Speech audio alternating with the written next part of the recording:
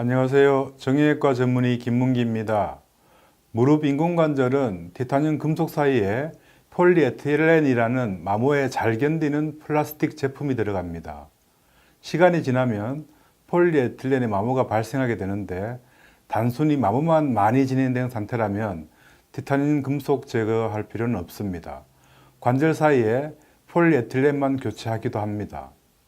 그러나 폴리에틸렌 마모 입자가 티타늄 금속 삽입물을 헐거워지게 하는 금속 해리까지 왔다면 인공관절 전체를 교체해야 합니다. 방사선 검사에서 삽입된 금속과 골 조직 간의 간격이 벌어져 있거나 움직임이 확인된다면 전체를 교체하셔야 합니다. 감사합니다. 안녕하세요. 정형외과 전문의 김문기입니다. 중년에 일찍 진행된 관절염에서 주로 관절의 내측면 연골만 다른 경우에는 수술적 치료로 두 가지 경우가 있습니다. 말씀하신 것처럼 내측부 관절염이 진행된 부위만 부분 치환하는 것도 방법이며, 고관절 이하 하지 전체가 촬영되는 사진에서 관절의 축이 내반슬로 휘어진 경우에는 교정절골술을 합니다. 흔히 오다리 교정술이라고 하는데 정식 명칭은 근위경골 교정절골술입니다. 수술받은 환자의 80~90% 정도에서 인공관절 수술 없이 평생을 본인 관절을 사용할 수 있게 됩니다. 하지 관절축이 비교적 잘 유지되는 경우에는 오다리 변형이 별로 없는 환자에서 내측 부위만 인공관절 반치환술을 하는 경우도 있습니다. 축이 잘 유지되는 경우에는 10년 이후에 인공관절로 변경하는 경우는 드뭅니다. 두 가지 방법 중에 해당되는 수술을 받으시면 됩니다. 감사합니다. 안녕하세요. 정형외과 전문의 김문기입니다. 석회성 건염은 주사치료와 체외충격파 치료로 좋아지는 경우가 90% 이상입니다. 드물게 통증이 만성화되고 석회 크기가 증가해서 점점 염증을 더 일으키는 경우에는 수술을 합니다. 회전근개 힘줄이 대결절 부위에 부착하는 곳에 생긴 경우가 아니라면 힘줄 봉합 없이도 석회를 제거합니다. 즉, 석회가 발생한 정확한 위치가 힘줄 봉합 여부를 결정하게 됩니다. 위치만 심하게 안 좋은 위치가 아니면 2~3주 내로 일상생활 복귀는 가능합니다. 수술 여부에 관한 것은 지금껏 치료받은 효과에 따라 결정하시면 됩니다. 조금씩 나아지는 느낌이 있으시면 수술 없이 더 기다려 보셔도 됩니다. 감사합니다. 안녕하세요. 정형외과 전문의 김문기입니다. 탈구된 지 3주가 지났다면 관절 운동 회복 및 재활을 시작하는 게 맞습니다. 하지만 현재 증상이 팔이 늘어지고 빠지는 느낌이 남아있다면 정밀검사를 통해 전방 관절화순의 파열 정도, 관절화 골 손상 정도를 확인해 보셔야 합니다. 대개는 1차 탈구 후에는 3주 정도면 일상생활에 그리 불편감을 느끼지 않을 정도의 회복은 되는데, 지금처럼 통증이 계속 지속되고 다시 빠질 것 같은 불안감이 있다면 검사를 꼭 해야 합니다. 파열의 정도에 따라 첫 탈구에서도 수술이 필요한 경우가 있습니다. 감사합니다. 안녕하세요. 정형외과 전문의 김문기입니다. 발목 관절이 벌어지는 각도가 20도, 17도라면 많이 벌어진 상태입니다. 게다가 발목 관절염까지 확인된 상태라면 수술을 고려하셔야 합니다.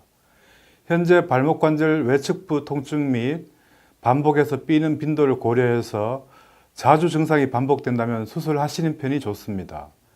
MRI에서 남아있는 인대 양이 적다면 수술하시기 바랍니다. 감사합니다.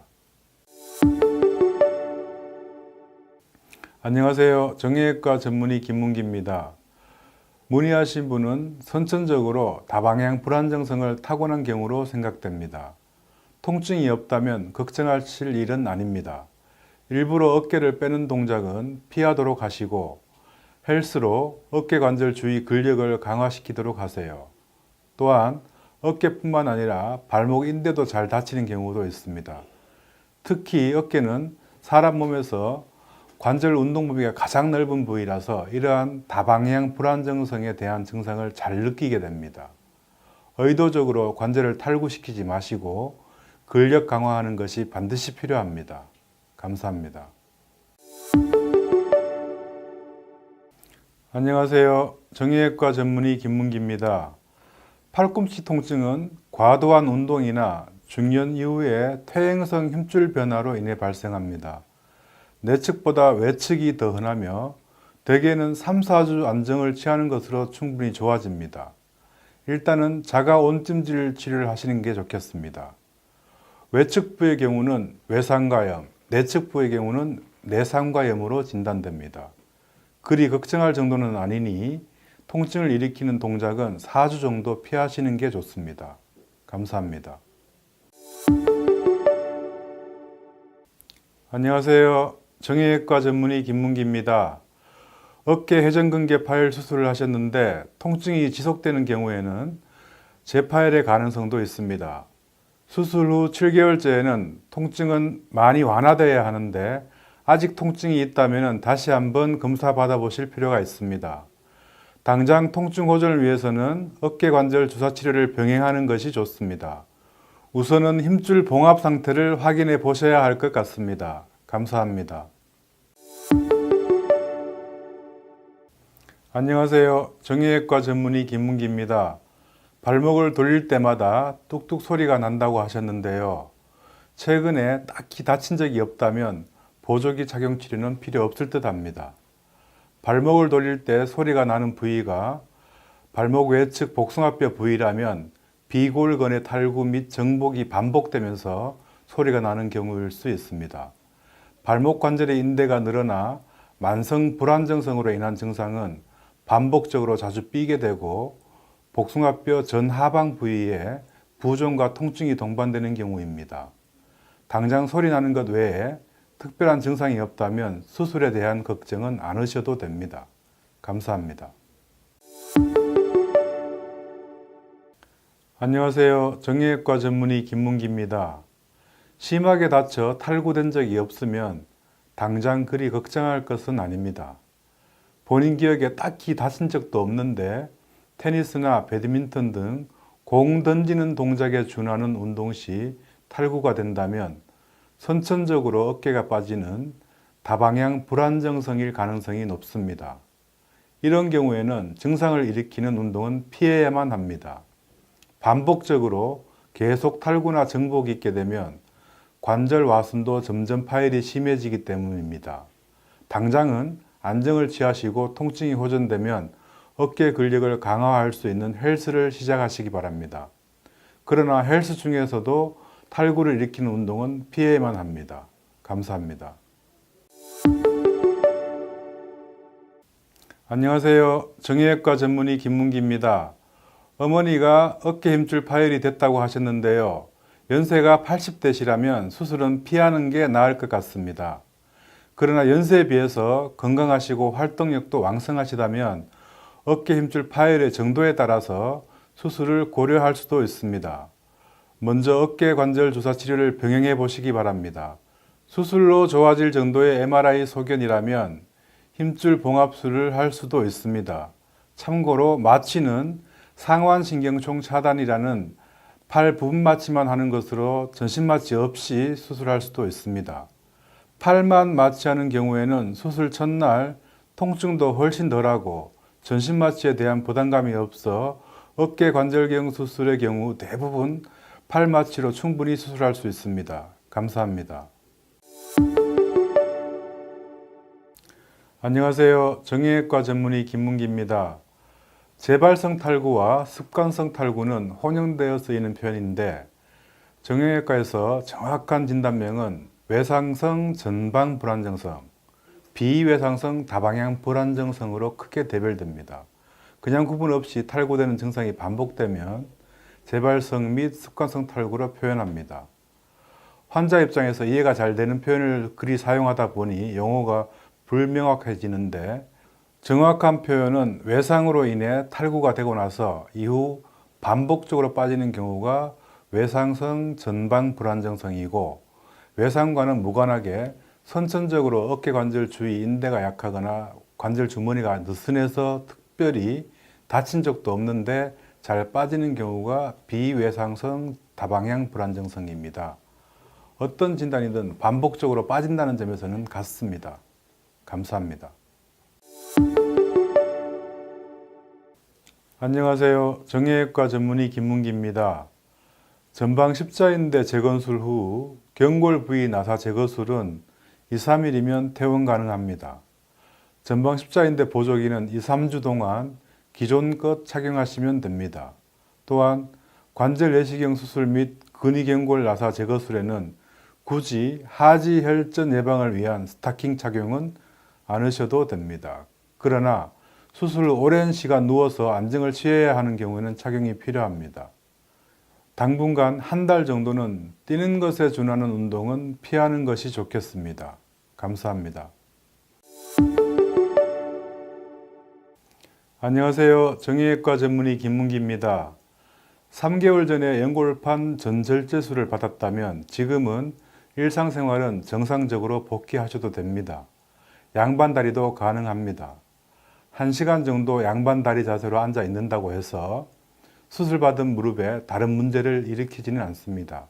다만 체중이 실린 자세에서 쪼그려 앉는 것은 될 수 있으면 피하셔야 합니다.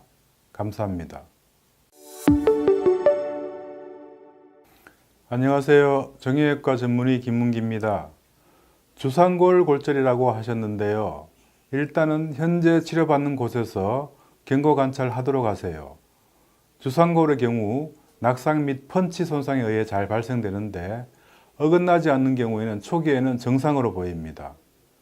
통증이 2, 3주 지나도 계속될 때는 CT나 MRI로 확진을 하게 되는데 현재 다친 후 3개월이 넘었다면 골절 부위의 변화로 인해 골절된 곳이 단순 방사선 검사에서도 확인됩니다. 현재 보조기 착용 중이시라면 방사선 추적 검사해 보도록 하시고 더 이상의 골류압 소견이 없다면 수술이 필요합니다. 감사합니다. 안녕하세요. 정형외과 전문의 김문기입니다. 어깨 회전근개 힘줄 파열은 퇴행성 변화가 주된 요인인데 대개는 극상근 힘줄 파열이 있게 되는데 봉합 후에도 재파열이 생기기도 합니다. 또한 파열의 크기가 클수록 재파열은 잘 생기게 됩니다.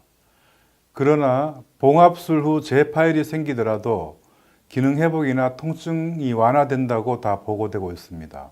현재 통증이 심해서 잠을 설칠 정도라면 다시 한번 확인해 보시는 것이 좋습니다.